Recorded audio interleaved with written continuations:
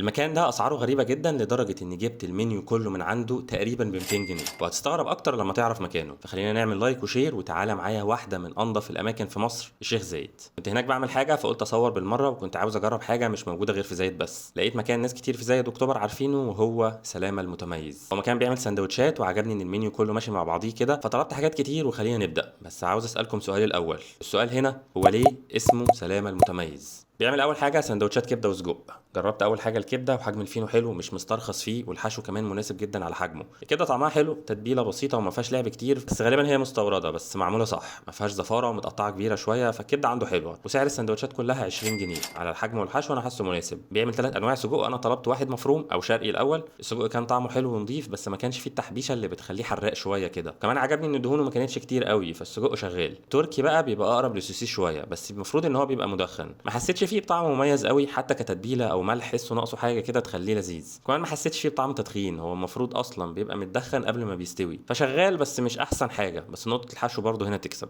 نبلع بس بباكت البطاطس ده، او علبه البطاطس، او علبه الفل البطاطس ب 15 جنيه. بطاطس عاديه عليها شويه ملح، ما فيهاش اي ابداع كتير، بس حلوه كتبليع كده. وبيجي معاه كيس كاتشب صغير، لو كانت بهارات اكيد هتبقى احلى من كده. بيعمل سندوتشات برجر سعرها بيبدا من 35 جنيه. انتوا متخيلين انا طلبت برجر جبنه ب 45 جنيه. عجبني برضو حجم الكايزر اللي الراجل مستخدمه، بيحسسك ان الساندوتش كبير وهو تكوين بسيط جدا، زيه زي اي ساندوتش برجر كلاسيك. خس طماطم كاتشب وشريحه البرجر، وهي برجر حلواني، وده مش توقع. الراجل اصلا اول ما سالته نوع البرجر ايه وانا بطلب، قال لي ده حلواني اخوان. فحاجه تحترم انه ما عادش يحاور عليا. فهو ساندوتش عادي شويه، بيتهيألي لو كان دبل كان هيبقى اجمد، وهتحس شويه بالشريحه، بس ما فيهوش حاجه مميزه يعني. حتى الجبنه اللي عليه جبنه مقليه عاديه، ما فيهاش طعم قوي وما حسيتش بيها قوي. يعني ساندوتش ممكن تعمله في البيت، بس لو رحت له تاني ممكن اطلبه يبقى برجر بيض عشان احس باختلاف شويه. جربت بعد كده الكوردون بلو، وده كان ترشيح من حد ساكن في زايد اصلا، عم ايمن حبيب قلبي. هو ما حدش بقى يعمل الكوردون بلو محشي جبنه، بقوا يحطوا الجبنه كلها من فوق. فهو شريحتين بانيه وتحسهم بيتي قوي، حتى في التتبيله والنظافه كفراخ. كان طعمها حلو ومش شاربه زيت. حجمه متوسط شويه، بس بالنسبه لحشو ساندوتش كان حلو، خصوصا كمان على سعر. ما حسيتش قوي انه كوردون بلو قد ما حسيت انه ساندوتش بانيه عادي، بس ساندوتش نضيف بصراحه. جربت برضو ساندوتش السوسيس من عندهم، بس ده اقلهم فعلا في كل حاجه، لان المتحكم فيه هو سوسيس حلواني عادي جدا، ما فيهوش اي ابداع ولا بهارات ولا اي حاجه. سعر الساندوتش ده كان 25 جنيه. هو من السندوتشات اللي ممكن تعملها في البيت برضه وتظبطها كمان عن كده، يعني خضار بقى وحبشتكنات، بس لو انت جنبه ونفسك رايحه عليه مش هيقول لا. ختمت كل ده بقى بالحلو، حلاوه بالقشطه ب 20 جنيه. هو الميكس نفسه طيب، حلاوه ومحطوط عليها قشطه، مش دسمه قوي ومش مسكره، فتحسه سندوتش طيب كده. وهو بصراحه كان احلى سندوتش انهي بيه رحله السندوتشات دي. حابب بس اقول ان الراجل ده عاشق لخله السنان الخشب، بكل حته خله قافل بيها السندوتش والعلبه، وحاطط لك شويه جوه. فانا معرفش ايه سر حبه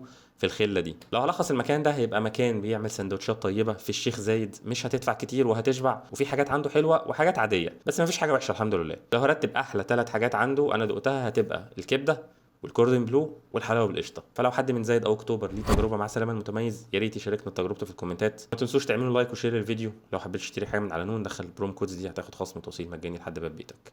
شكرا جدا ليكم، سلام.